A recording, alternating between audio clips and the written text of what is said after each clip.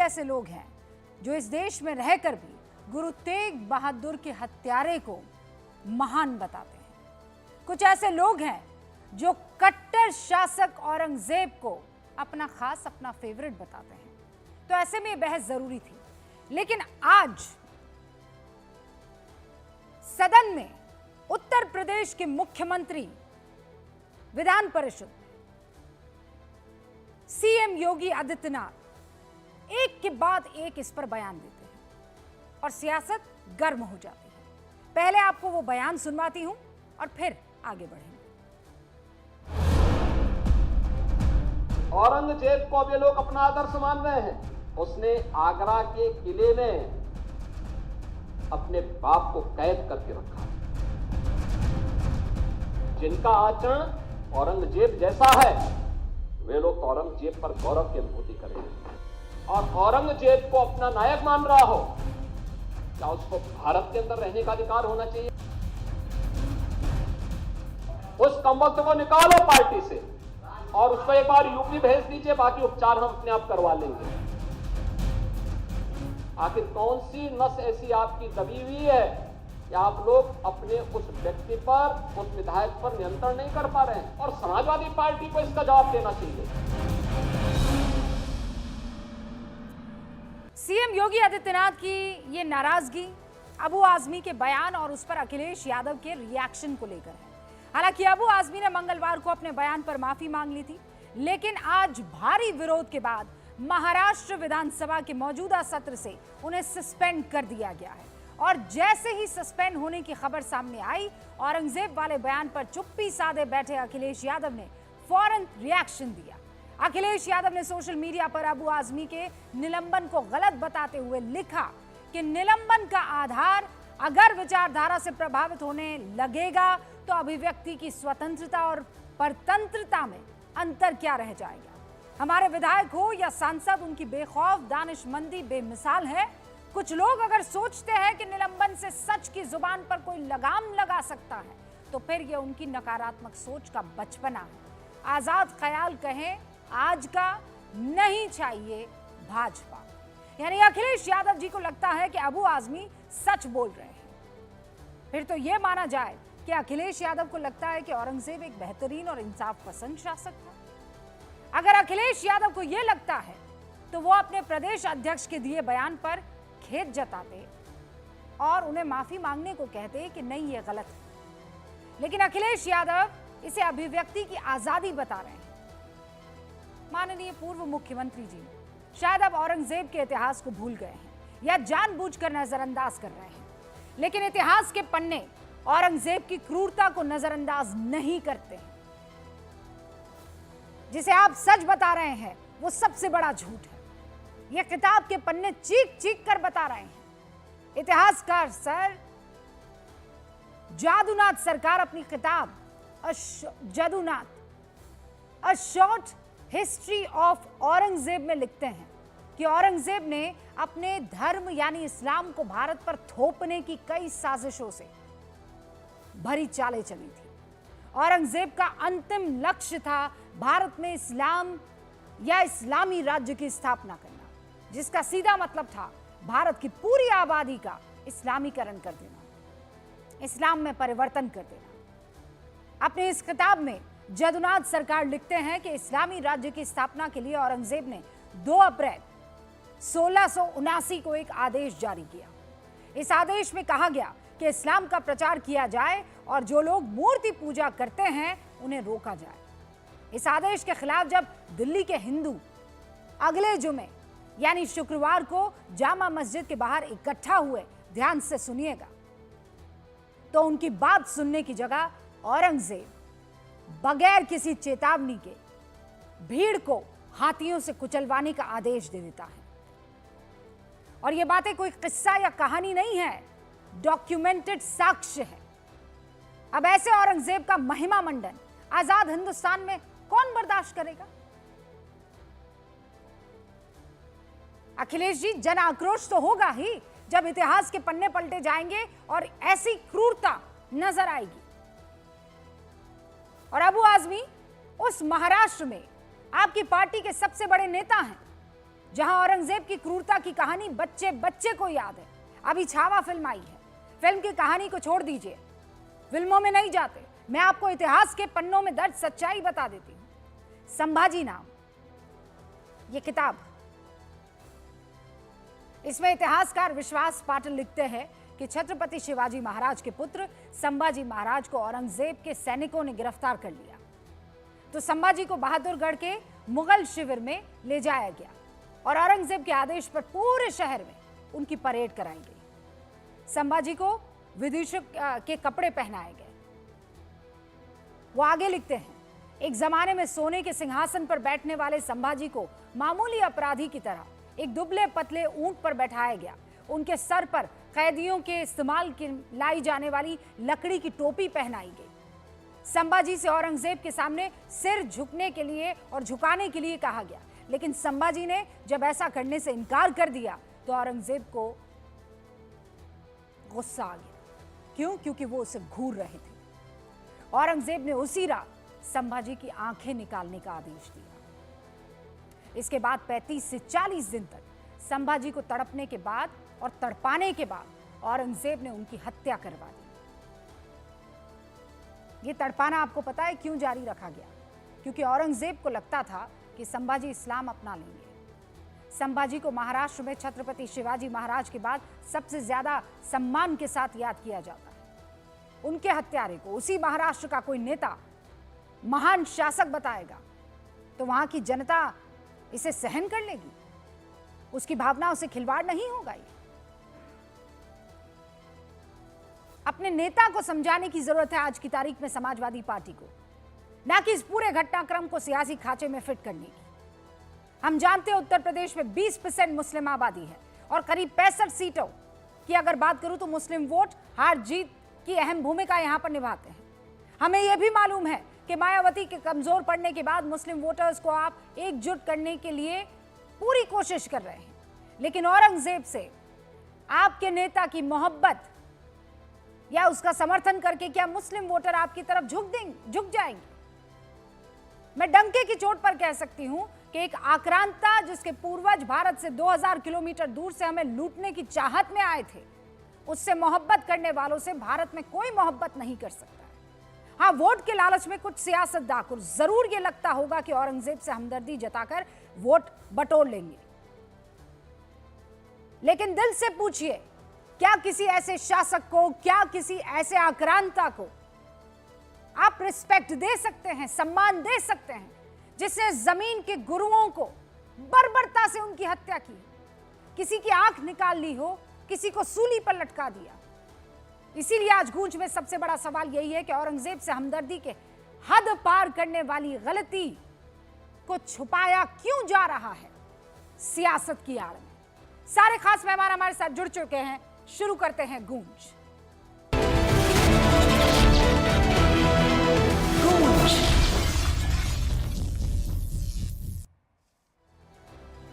जो सारे खास मेहमान हमारे साथ जुड़े हैं उनसे आपका तारुफ करवा देना चाहती हूं मैं। इस वक्त हमारे साथ आपको स्क्रीन पर समाजवादी पार्टी के राष्ट्रीय प्रवक्ता अनुराग भदौरिया नजर आ रहे हैं। आपको शिवसेना उद्धव बालासाहेब ठाकरे गुट के किशोर तिवारी जी नजर आ रहे हैं और वरिष्ठ पत्रकार दीपक चौरसिया जी। और अब से कुछ ही देर में मुझे जानकारी मिल रही है सुधांशु त्रिवेदी जी हमारे साथ जुड़ेंगे और असीम वकार AIMIM के राष्ट्रीय प्रवक्ता हमारे साथ जुड़ेंगे। अनुराग भदौरिया जी, सियासत मत कीजिएगा, औरंगजेब पर मुझे 5 लाइनें कहकर सुनाइए। क्या सोचते हैं औरंगजेब के बारे में आप? मैं अपनी बात कह लूं, क्योंकि मैं आज़ाद हिंदुस्तान में बैठा हूं। मुझे तो पूरा विश्वास है कि आप पत्रकारिता हम कौन सा आजाद पाकिस्तान में बैठे हुए हैं? हम भी तो आजाद हिंदुस्तान में बैठे हुए हैं। आपने सुनिए नहीं तो बोलने दीजिएगा ना, तो पता चल जाएगा। सवाल ये है कि आपने एक शब्द बोला, सवाल पूछना मेरा काम है कि मुस्लिम वोट को प्रभावित करने के लिए बुलाया है। मेरी बात, मैं अपनी बात कह रहा हूं, आप फिर टोकना शुरू कर दिया। मैंने सवाल का जवाब देने के लिए आपको बुलाया है। आपने एक शब्द बोला मुस्लिम वोट।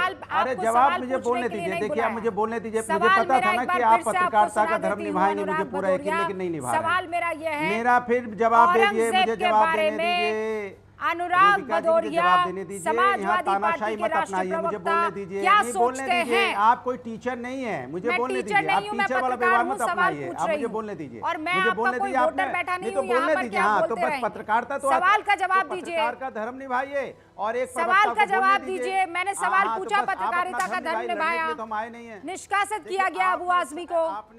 आपने बोला मुस्लिम वोट। सुनिए, आपने कहा मुस्लिम वोट, आपको माफी मांगनी चाहिए।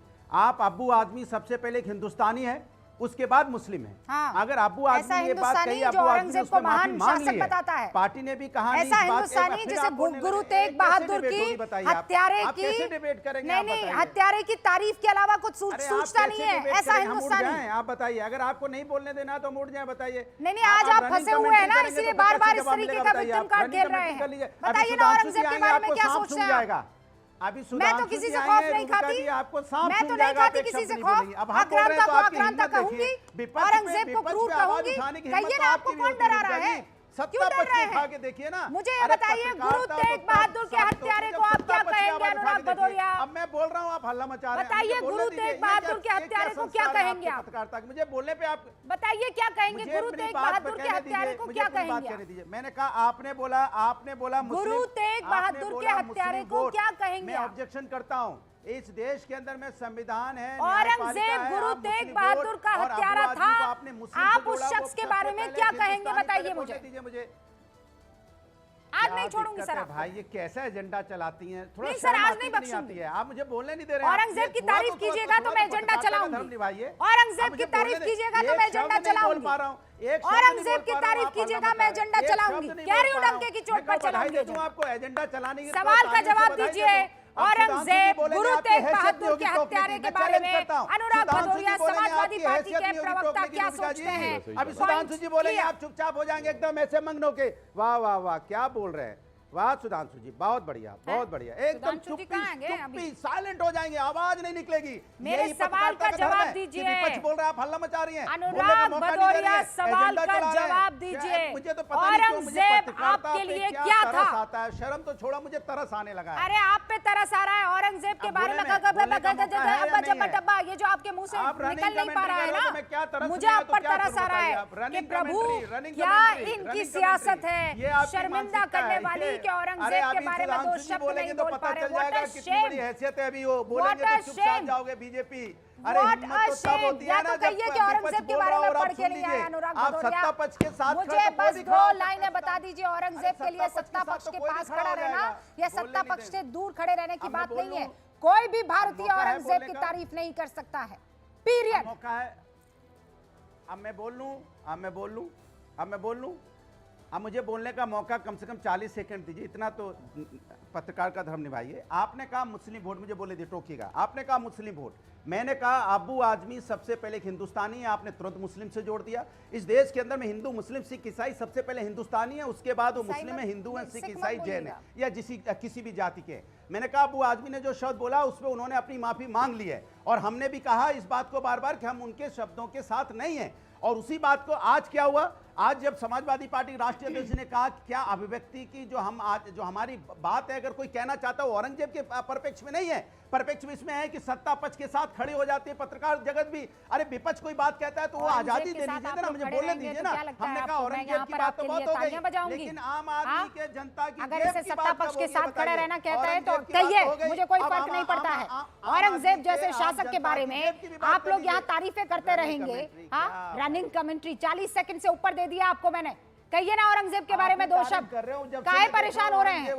दो शब्द बोल दीजिए ना, दो शब्द बोल दीजिए। अच्छा नहीं बोल पा रहे, इतना बोल दीजिए औरंगजेब मुर्दाबाद, इतना बोल दीजिए, मैं बात खत्म कर लूंगी, पूरा शो आपको दे दूंगी मैं। बोलिए औरंगजेब मुर्दाबाद। तो रहिए तो बोलेगा कोई। हाँ बोलिए, आप चुप रहिए ना, बोलिए। मैंने क्या सुनी, मेरी बात सुनिए। अरे मेरी बात सुनिए, हमने पहले मेरी बात सुनिए ना, एजेंडा मत चलाइए। अभी आपसे पूछेंगे कि बोलिए, यहाँ पे उनसे बुलवाइए रमेश बिदुड़ी मुर्दाबाद बोल के दिखा देंगे। बुलाइए रमेश बिदुड़ी को, मैं पूछूंगी सवाल, मैं करवाऊंगी मुर्दाबाद। बोलिए रमेश मुझे बिदुड़ी मत ये ज्ञान दीजिए। बोलिए धनंजय मुंडे कल इस डिबेट में गोड से मुर्दाबाद बुलवा चुकी हूं मैं। संतोष देशमुख की जो आप झूठे इंसान हैं और आप बेशर्मी कर रहे हैं सीधे तौर पर। सुधांशु त्रिवेदी जी, मैं भी मुर्दाबाद बोलूंगा। कह रहे हैं मुर्दाबाद तब बोलूंगा जब आप लोग नाथूराम गोडसे मुर्दाबाद बोल देंगे। क्लियर सी बात है। हिंदू मुसलमान में बांटा जा रहा है औरंगजेब की तारीफ या उसके खिलाफ किसी तरह की बातें करके। देखिए, आपने अकारण अनुराग भदौरिया जी को समस्या में डाला। अरे जो बाबरी परंपरा के साथ खड़े रहे, जो बाबरी के साथ खड़े रहे, तो बाबर के खानदान के साथ तो खड़े ही रहेंगे औरंगजेब के साथ। और मैं दर्शकों से कहना चाहता हूं, 2017 के उत्तर प्रदेश विधानसभा चुनाव से पहले मुलायम सिंह यादव जी ने टाइम्स ऑफ इंडिया को इंटरव्यू देते समय यह कहा था कि मेरा बेटा औरंगजेब हो गया है। कोई जाके चेक कर ले, 2017 के यूपी, उस समय अखिलेश जी मुख्यमंत्री थे। तो ये इसलिए समस्या है इनके लिए बोलने में, मगर हिंदू मुसलमान पे तो इनको समझ में आता है। शायद इनको लगता है कि हिंदुओं को कष्ट देने वाला, प्रताड़ित करने वाला, हत्या करवाने वाला उस जैसे व्यक्ति के साथ जोड़कर इनको कुछ कट्टरपंथी वोटों का फायदा हो जाएगा। मगर मैं कोट करना चाहता हूं कि औरंगजेब के लिए उसके बाप ने क्या कहा। जी बोल रहे हैं, कुछ बोलिए तो सही। मैं बताना चाहता हूं, शाहजहां को उसने जेल में रखा और जब आखिरी दिनों में वो इतना परेशान हो गया था। देखिए, मैं जो सवाल पूछ रही थी उसका जवाब देने के लिए एक आपसे भी कहा। फैक्ट गलत बोला हो, दर्शकों से कह रहा हूं, सारे लोग जाके चेक कर सकते हैं। अब मैं बताता हूं, शाहजहां को उसने आखिरी समय में जेल में रखा, वो तो अलग बात है। जो अभी आप रूबिका जी बता रही थी कि उन्होंने छत्रपति संभाजी महाराज को किस ढंग से अपमानित किया, उसने अपने सगे भाई दारा सिकोह को बंदी बनाकर पिंजड़े के अंदर चांदनी चौक पे घुमाया और उसने देखा कि लोगों के आंखों में आंसू थे, तो उसने कहा इसको मरवा देना है। पर उसे लगा शाहजहां को यकीन कैसे होगा, तो सगे बड़े भाई दारा सिकोह का सर काट के थाली में सजा के बतौर गिफ्ट अपने बाप शाहजहां के पास भेजा।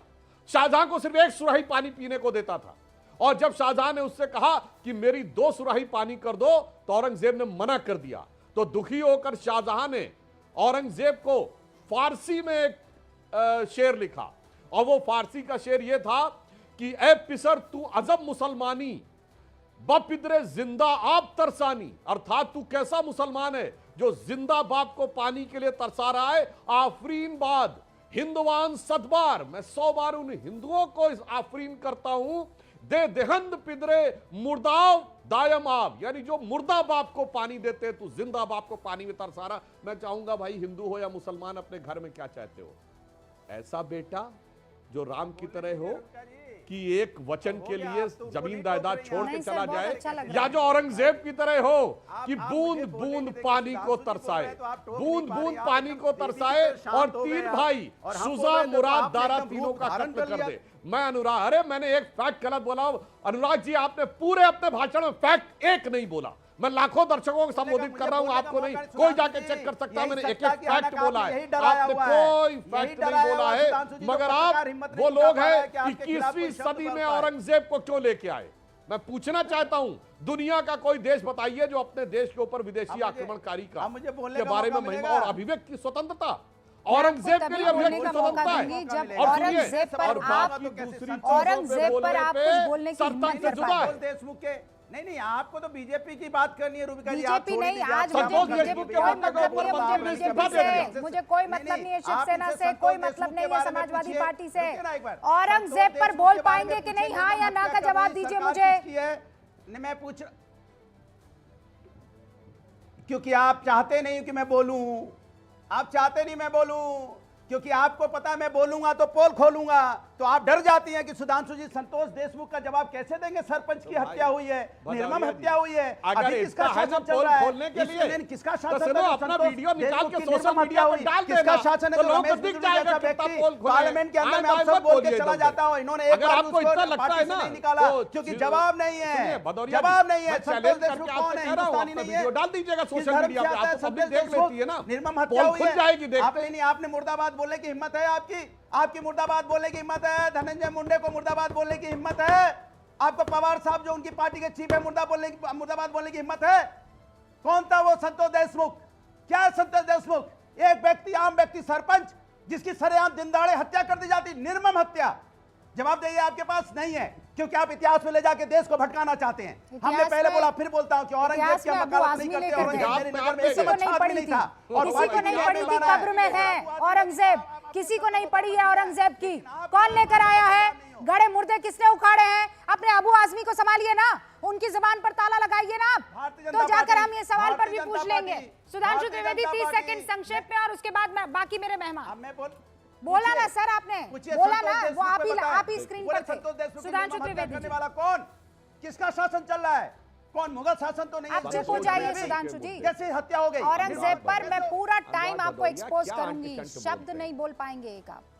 सुधांशु जी। अनुराग भदौरिया जी, अब मैं कहता हूं, संतोष देशमुख के मुद्दे पे मंत्री धनंजय मुंडे ने इस्तीफा दिया नैतिक जिम्मेदारी लेते हुए, और लाखों हिंदुओं को मरवाकर औरंगजेब ने गाजी की उपाधि ली। मेरे भाई कुछ तो दिमाग रखो भाई, किस चीज से क्या तुलना करने लगते हो, इससे साफ एक्सपोज हो जाता है। और भदौरिया जी, मैं चैलेंज करके कह रहा हूं, डालो ना सोशल मीडिया पे अगर तुम्हारे पास फैक्ट है। मैंने एक से एक फैक्ट बोले। और सुनिए, मसीर आलमगिरी जो औरंगजेब के समय के शाही फरमानों का संकलन है, यानी government order, I am not coating the जवाब दे दूं? बुक, उस मसीर आलमगिरी में लिखा हुआ है 6 अप्रैल 1669 को उसने कहा उत्तर भारत के सारे मंदिरों को तोड़ दिया जाए, इंक्लूडिंग काशी विश्वनाथ।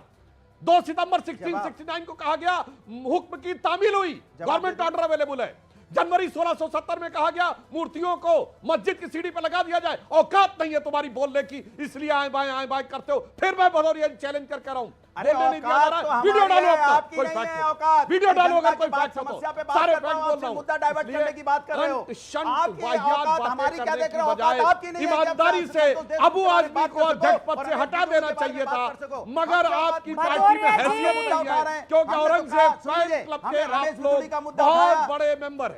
मेरी औकात की बात रुक जाइए अनुराग भदौरिया, आप रुकिए, रुकिए। आप रुकिए। हमारे साथ किशोर तिवारी भी है, दीपक चौरसिया भी, असीम वकार भी आ गए हैं।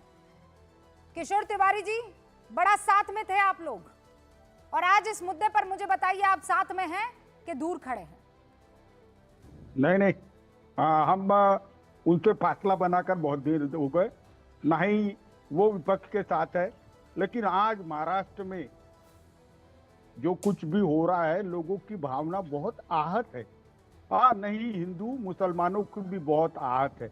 इससे बड़ा विवाद अबू आजमी ने उपस्थित किया, और एक जिस प्रकार से क्रूरता से संभाजी महाराज की हत्या की गई क्योंकि उन्होंने हिंदू धर्म का स्वीकार नहीं किया गया, एक फिल्म में भी वो बताया जा रहा है। और महाराष्ट्र में बहुत टेंस एटमॉस्फेयर है।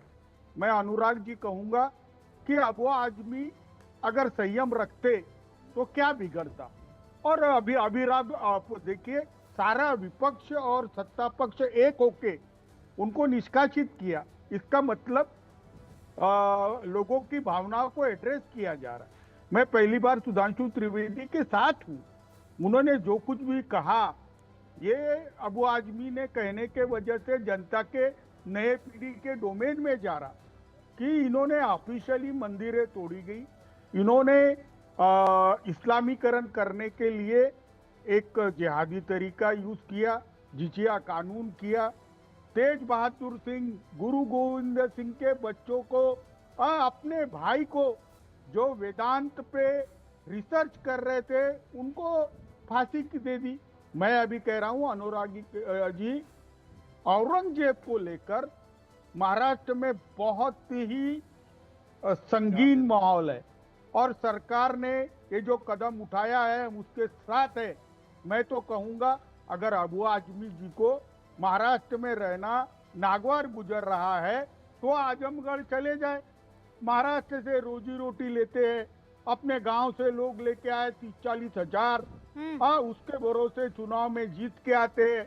और हमारे और मराठी मानुस, क्योंकि शिवाजी महाराज अरे पर और किशोर जी, संभाजी आपको ये सारी चीजें पहले नहीं पता थी क्या? यूं तो बहुत आपको मोहब्बत थी इंडिया गठबंधन, चुनाव के समय तो बड़ी गलबैया कर रहे थे, और आज जो है किसी तरह मैनेज हो जाए, तब आपको ना छत्रपति संभाजी याद रहे, ना आपको गुरु तेग बहादुर याद रहे। उस वक्त आपको नहीं पता था कि अबू आजमी क्या सोच रखते हैं और क्या कहने वाले हैं, क्या नहीं कहने वाले। आज बड़ा गुस्सा कर रहे हैं आप। नहीं रूपिका जी, मैं आपको बता रहा हूँ, औरंगजेब की हिमायत करने वाले सबका हमने हर वक्त विरोध किया, और हमारे आराध्य है छत्रपति शिवाजी और संभाजी महाराज, और औरंगजेब को लेके यहाँ बहुत लोग आहत है। ओके, बहुत लोग आहत है, आप ये कह रहे हैं। असीम वकार भी यहाँ पर हमारे साथ है। असीम भाई, औरंगजेब को लेकर एक बार फिर से आप देख रहे हैं ना किस तरीके की तकरार है। ये बात कहने में क्या दिक्कत और क्या परेशानी है, क्या दर्द हो जाता है कि एक शख्स जिसने अपने बाप को प्यासा मारा, एक शख्स जिसने अपने भाई को मार दिया, एक शख्स जिसने जबरदस्ती इस्लाम को थोपने की कोशिश की, लाखों लाखों खून जिसके सर पर है, वो महान है, वो सूफी हो जाता है।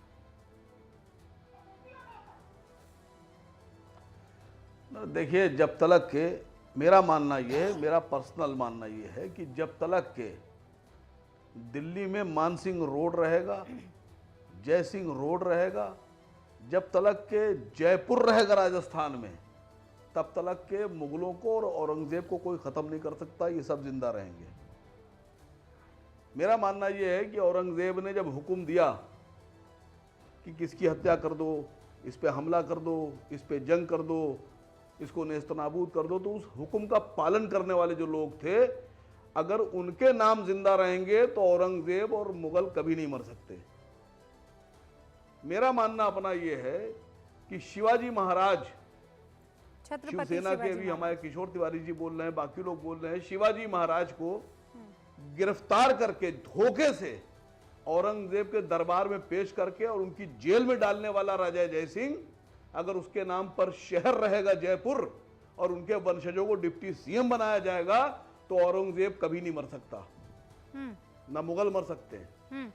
मान सिंह से लेकर और राजा जयसिंह सवाई तक ये सब मुगलों के लिए काम कर रहे थे, सारे कछवाहा राजपूत।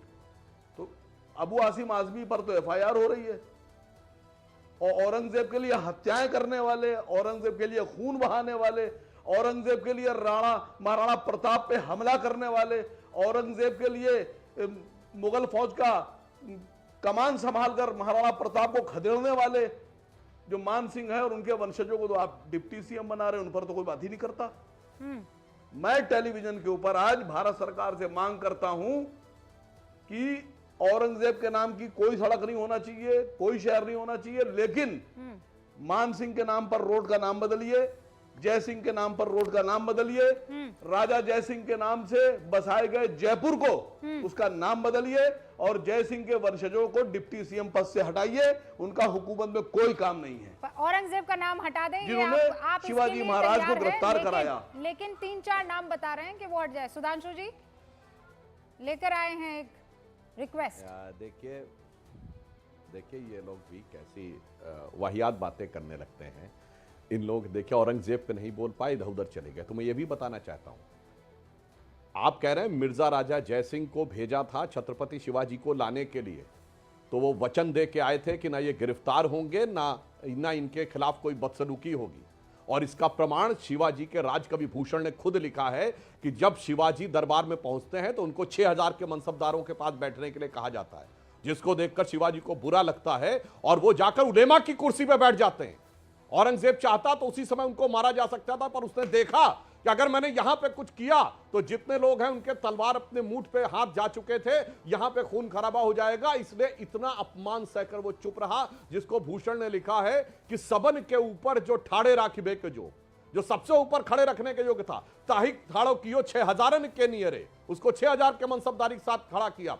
जानगर गमन गरल गुस्सा उर धारी, यानी गुस्सा उर में धार कर, किन्हों न सलाम न वचन बोले सियरे, शिवाजी ने ना उसको सलाम किया ना कोई अच्छे वाक्य बोले। और भूषण भनत महावीर बलकन लाग्यो, और सारी पातशाही के उड़ाए गए जियरे, और तमकी के लाल मुख सिवा का निरख बहे, स्याह रंग नवरंग सिपाह मुख पियरे। यानी उसके बाद जो उनका गुस्से का चेहरा देखा तो नवरंग एक वन ऑफ द एडजेक्टिव था औरंगजेब का, उसका रंग जो था स्याह पड़ गया और सिपाहियों का रंग पीला पड़ गया। जनाब ऐसा नहीं था जो आप कहने का प्रयास कर रहे हैं। उसी वजह से औरंगजेब की हिम्मत नहीं हुई कि अगर मैंने किया तो उसके बाद जयसिंह और राजपूतों का भी रिएक्शन मुझे सामना करना पड़ेगा। इसलिए मेरे भाई जो हिस्ट्री को तोड़ना मरोड़ना लड़ाने के लिए आपस में प्रयोग करना, उस सारी बातों को समझिए। मगर अभी तक नहीं बोल पाया असीम वकार साहब कि अपने सगे 3 भाइयों शुजा, मुराद और दारा का कत्ल करना, ऐसा कोई आदर्श आप अपने परिवार में चाहेंगे? सगे बाप को जेल में डालकर पानी के लिए तरसाना, मुझे लगता है ऐसे बाप को। और मैं एक और बात बताना चाहूं, दारा शिको वो व्यक्ति था जिसने संस्कृत सीखी, उसने उपनिषदों को पढ़ा, उपनिषदों का फारसी में अनुवाद कराया। और असीम वकार साहब आपको पता उस अनुवाद का क्या नाम था? सिर्रे अकबर, यानी वर्ड्स ऑफ गॉड। मगर कोई मैं आज के जमाने में कट्टरपंथी मुस्लिम और सेकुलर दल को नहीं देखता हूं दारा शिकोह की जयंती बनाता हूं। दारा शिकोह ने किताब लिखी मंजमल बहरीन, और उसने कहा कि इस्लाम में जिस रहस्य ज्ञान की बात है वो वास्तविक ज्ञान उपनिषदों में है। ये दारा शिकोह ने लिखा।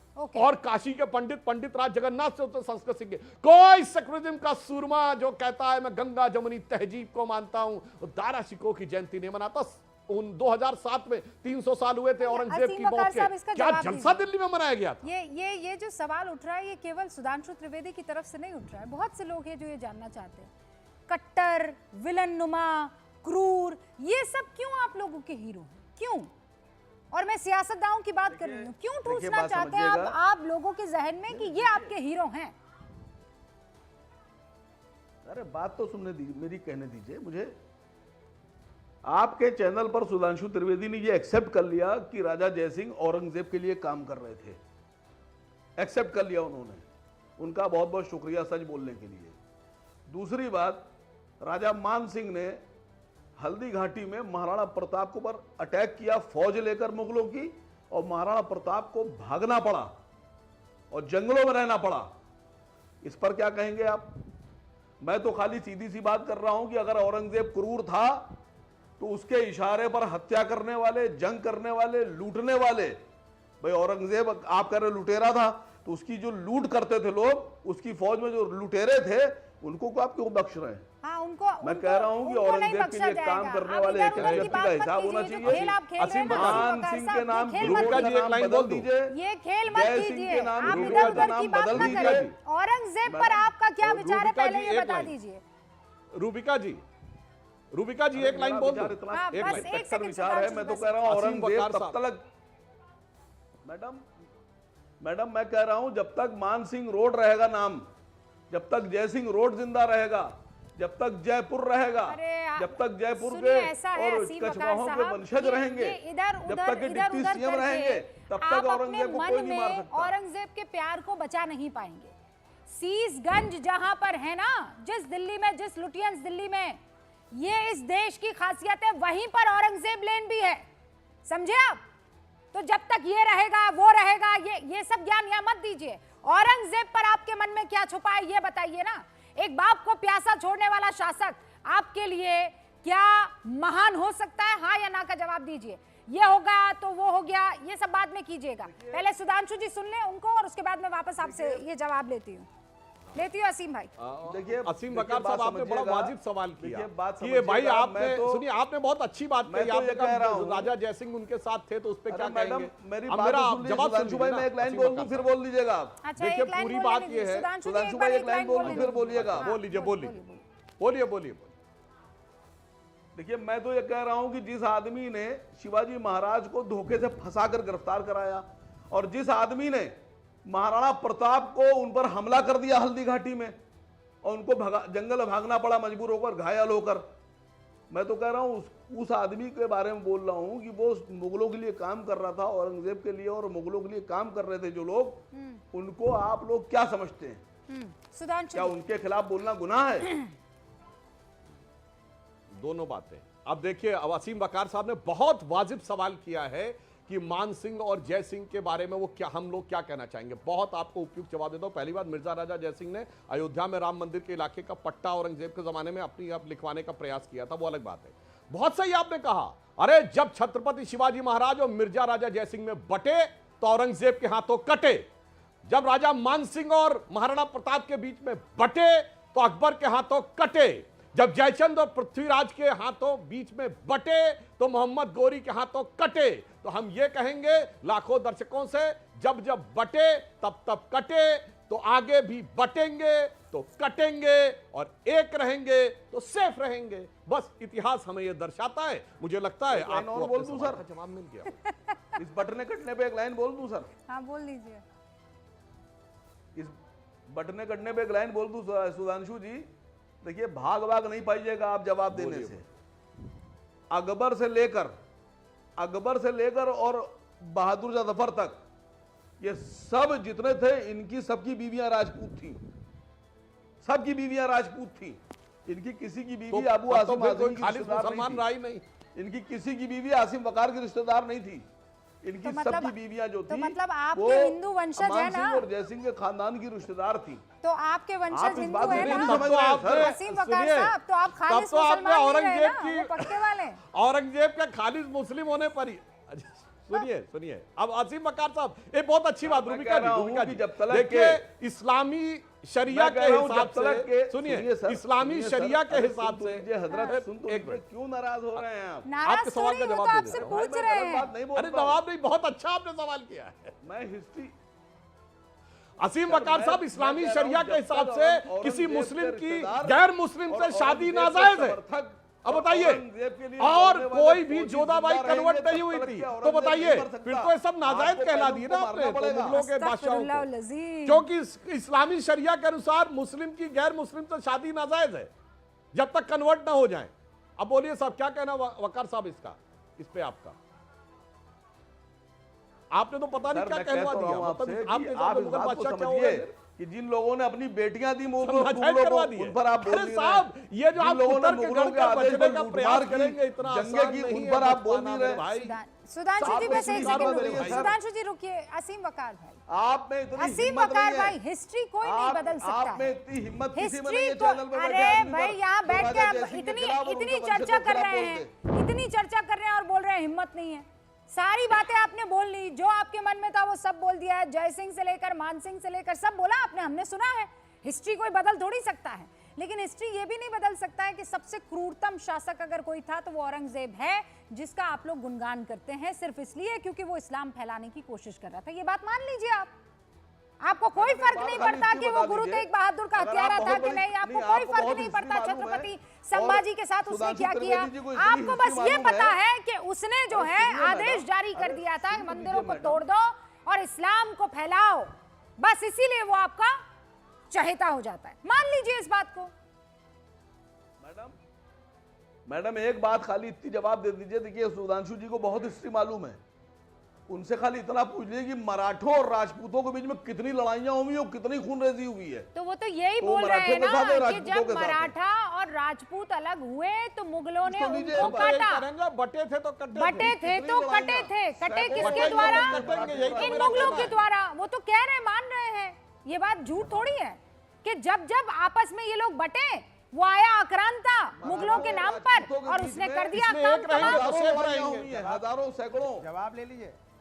अब सर एक सेकंड, दीपक चौरसिया भी इंतजार कर रहे हैं। दीपक भाई, आपने देखा ना मसला कहां से शुरू हुआ कहां तक पहुंच गया, और असीम भाई को भी देखा ना कैसे हिस्ट्री की गलियों में उलझाने की कोशिश की गई ताकि औरंगजेब के बारे में कुछ बोलना ही ना पड़े मेरे प्यारे भाई को। आपस में हिंदू मुस्लिम सिख ईसाई में क्यों बांटना चाहती है? अब मैं हमारे तो सिर्फ ये कहना चाहता हूँ रुबिका, एक आज के दिनों की मिसाल अनुराग जी दूंगा। रुक जाइए, अनुराग भाई, अनुराग भाई मेरे सिर्फ एक सवाल का जवाब दे दीजिए कि जो औरंगजेब हैं, उन्होंने भगवान श्री कृष्ण का जो जन्मस्थल है उसको तुड़वाकर उसकी जो विग्रह थे, यानी उनकी जो प्राण प्रतिष्ठा हुई विग्रह थे, अनुराग उनको भदौरिया। जामा मस्जिद की सीढ़ियों में गड़वा दिया था। क्या वो ठीक किया था उन्होंने? इसका जवाब दे दीजिएगा, क्योंकि आप तो अखिलेश यादव जी तो यदुवंशी हैं, भगवान कृष्ण को पूछते हैं। लेकिन मैं आज का एक उदाहरण देना चाहूंगा। हमारे यहाँ एक बड़ा तबका औरंगजेब को कवर फायर देता है, लेकिन हाल ही में मैंने एक वीडियो देखा जिसमें सकलेन मुश्ताक, जो पाकिस्तान के पूर्व क्रिकेटर हैं, इतनी बड़ी दाढ़ी रखते हैं, और इंजमामुल हक, वो भी आजकल इस्लाम पढ़ा रहे हैं और इस्लाम पढ़ रहे हैं। वो दोनों ये कह रहे थे, सकलेन ये कह रहे थे कि मेरे बाप दादा तो अमृतसर के हैं, हिंदू थे, नाम भी बता रहे हैं। इस इंजमामुल हक भी कह रहे हैं कि मेरे दादा हांसी से थे, हिंदू थे, नाम भी बता रहे हैं। लेकिन हमारे यहाँ कुछ लोग हैं जो ये मानने को तैयार ही नहीं है कि मुगल उनके पूर्वज नहीं थे। असीम भाई आपकी तरफ था तीर। और शायद जवाब दे दूं? पाकिस्तान के जवाब दे एक दूं? मंत्री ने, जवाब दीपक दे जी दूं? ने जो कहा, मैं जवाब ऐड दे करना चाहता हूं, पाकिस्तान के एक मंत्री शायद रक्षा मंत्री थे, वो या पूर्व रक्षा मंत्री, उसने ओपनली कह दिया था कि ये तो लोग वो थे, जालिम थे, अत्याचारी थे। उसको लेके बवाल भी हुआ था, और उसने कहा मैं अपनी बात पे कायम। सुधांशु जी, ओके, भदौरिया आप तो जी। बांटने की बात कर रहे थे, नहीं सुनिए, मैं तो बस सुधांशु जी यही कहूंगा कि आप हिंदुस्तान को आपस में मत बांटिए, हिंदू मुस्लिम सिख ईसाई उत्तर प्रदेश महाराष्ट्र, तो आप ही तो कह रहे हो बटेंगे तो कटेंगे, क्यों बांटना चाहते हो आप? इतना मजबूत एकता वाला देश है हमारा, उसमें क्यों आप चिंगारी लगाते हैं सुबह से लेकर शाम तक? हमने पहले आपसे बोला है, नहीं आप ही बांटने कटने की बात कर रहे हैं, क्यों ऐसी भाषा का इस्तेमाल करेंगे? बटे थे तो आप तो हमें आज तो हिंदुस्तान आजाद हिंदुस्तान है ना, आजाद हिंदुस्तान में हम सब ने मिलकर आजादी देश को दिलाई है, जिसमें हिंदू मुस्लिम सिख ईसाई सभी शामिल हैं। आप उनमें चिंगारी क्यों लगाते हो? क्यों आप उत्तर प्रदेश महाराष्ट्र बिहार और दिल्ली बांटना चाहते हैं? एक बात। दूसरी बात, हमने पहले बोला फिर बोलता औरंगजेब के साथ कोई नहीं खड़ा है, और अबू आजमी ने भी उस पर अपनी माफी मांगी है, लेकिन आप जो है मानने को तैयार नहीं, क्योंकि आप जिंदा किए बैठे हो, क्योंकि आपको सूट कर रहा है। औरंगजेब की बात करेंगे लेकिन आम आदमी की जेब की बात नहीं करेंगे, क्योंकि औरंगजेब आपको सूट कर रहा है, क्योंकि आपको राजनीति करनी है। लेकिन आप वही रमेश बिदुड़ी पे चर्चा नहीं करेंगे, रमेश बिदुड़ी जो कुछ बोल के चले जाएंगे। आप संतोष देशमुख की निर्मम हत्या पे नहीं बात करेंगे। कोई रमेश बिदुड़ी किसी भी तरह की बात करके ऐसे निकल जाए, ये हो नहीं सकता है। हमने किया है डिबेट और आप देख लीजिए हर्ष आज की तारीख में। फिलहाल मुझे इजाजत दीजिए, वक्त की कमी है। आप सब देखते रहिए न्यूज़ 18 इंडिया। नमस्कार।